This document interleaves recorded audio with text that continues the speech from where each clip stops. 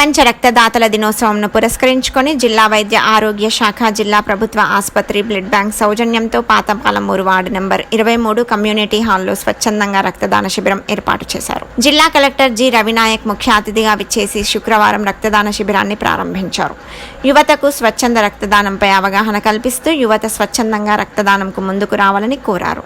స్వచ్ఛందంగా రక్తదానం చేసిన రక్తదాతలను కలెక్టర్ అభినందించారు.